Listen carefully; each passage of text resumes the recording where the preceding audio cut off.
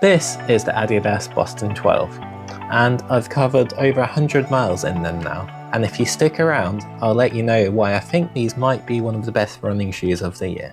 But today, as we're drawing closer to the end of the year, it got me thinking about which shoes I've enjoyed running in the most this year. And I've come to the conclusion it might well be the Boston 12s. If anything, they were the biggest surprise for me. I got these shoes a few months ago, and to be honest, initially I wasn't really blown away by them, which is why I didn't do a review back then. I found out of the box the ride was just a bit harsh, the fit was a bit tight, but somehow loose in the heel at the same time. I just overall didn't really gel with them, but I persevered, and over the months they've softened up, and the upper's broken in, and the Boston 12s have really come alive for me. Before I tell you more about why these shoes have grown on me so much, I'll do a quick overview of the stats and where the Boston 12 fits into Adidas's running lineup. Before the prevalence of a modern super shoes, Adidas released the first iteration of the current Adizero Boston lineup back in 2010. These were lightweight, low stack shoes aimed at longer distance races, and they gained quite a following over the years in their various versions. That was until Adidas released the 10th version, the Boston 10.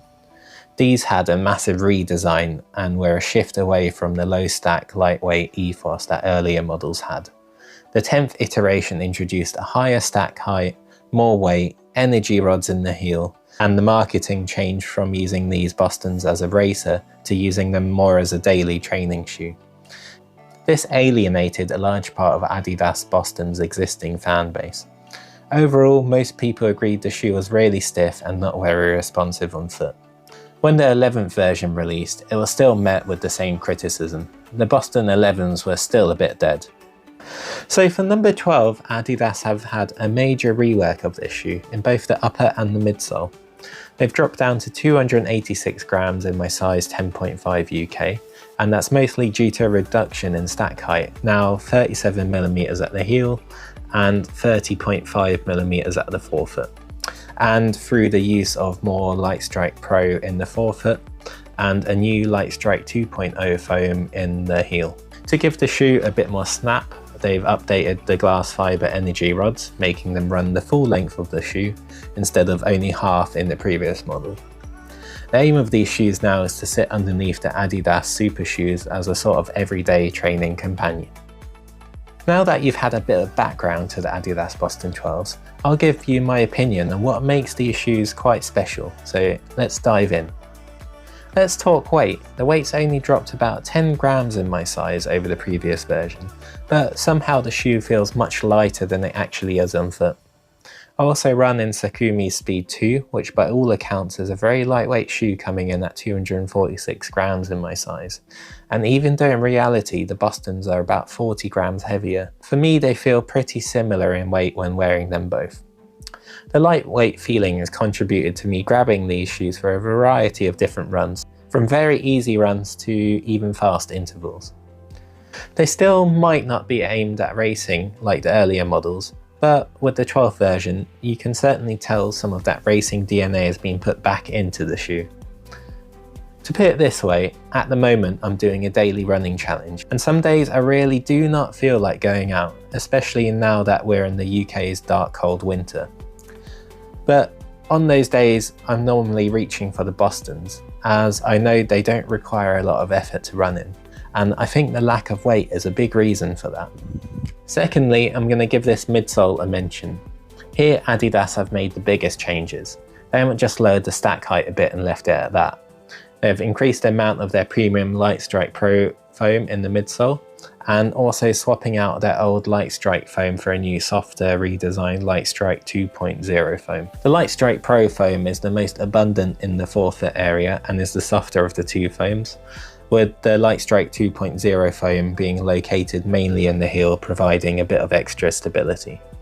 Now, the effects of these midsole changes can definitely be felt. The ride is much softer than the outgoing version, while also being more lively and fun to run in. That of course is once the shoe's been broken in for about 50 miles.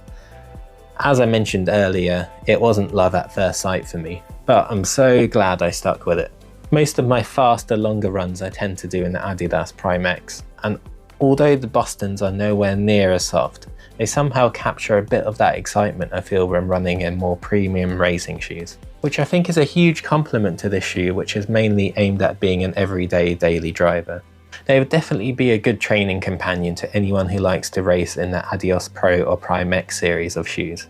To complement the redesigned midsole, I also really like the new energy rods Adidas have introduced into the Boston 12.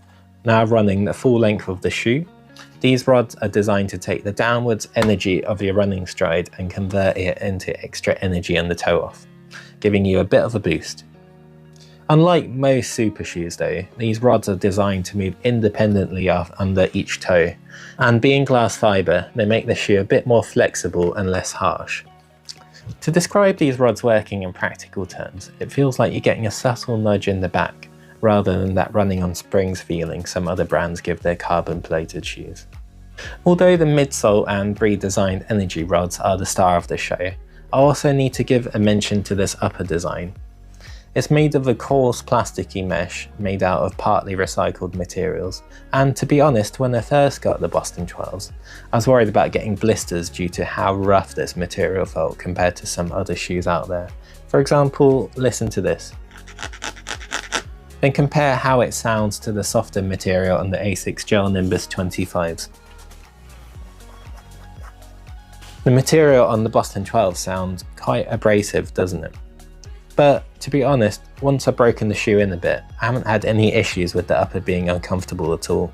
In fact, part of the reason I like to use this shoe for my daily runs is I can barely feel the upper is there due to how thin it is.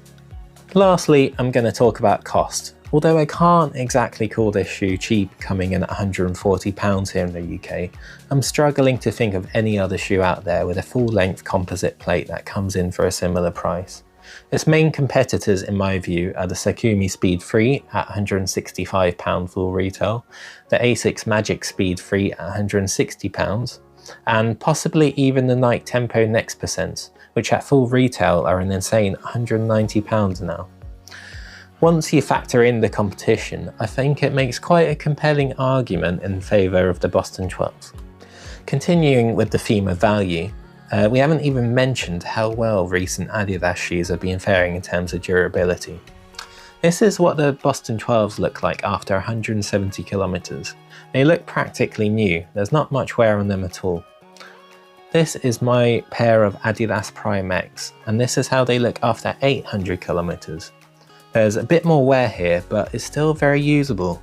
So overall, I'm confident the Boston 12s will go the distance after many other shoes will fail.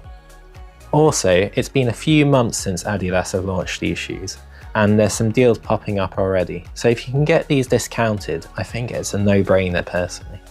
Now, I know I've gone on a lot about what I really love about this shoe, but what makes it really stand out for me is the lack of downsides. I'm struggling to think of many to be honest, but there are a couple. The biggest issue I've had is my heel isn't held in very well. The heel counter is quite flexible, so I don't think it does a great job at providing a secure fit, especially when going around tight corners. It just feels a little bit unstable. I also get a bit of heel slippage, but only when walking. Overall, it hasn't been a major issue for me, as it hasn't led to too much discomfort when I'm actually out there running. Secondly, I wish there could have been a way that Adidas could have implemented a full Light Strike Pro midsole. You can definitely feel there's a quality difference between the two foams, with the Light Strike 2.0 being a lot harsher. Which means if you're heel striking, you're definitely not getting the most out of this shoe. The Boston 12s feel at their best when you're landing on that softer Light Strike Pro foam. So it's just something to bear in mind when considering this shoe.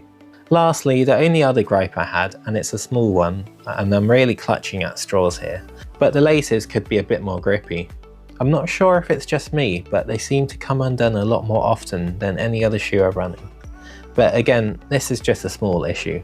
It won't impact your running experience in the Boston 12s too much. So to end it now, when I look at all the good points of this shoe and how they turn my less exciting runs into an experience to look forward to, I can honestly say for me, these have been the best shoes I've run in that were released in 2023. If you're looking for a shoe to maybe add a bit more excitement to your mundane day-to-day runs, you definitely can't go wrong here. As always, please share your thoughts in the comments if you agree or disagree, and I hope to make more reviews next year. So if you have any shoes or equipment you'd like to see reviewed next year, please send over your suggestions.